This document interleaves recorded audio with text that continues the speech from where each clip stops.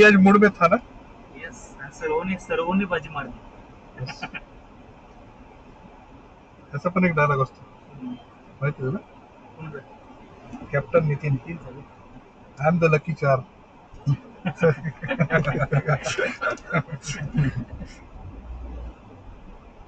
आहे का फरक पण त्याचा काय?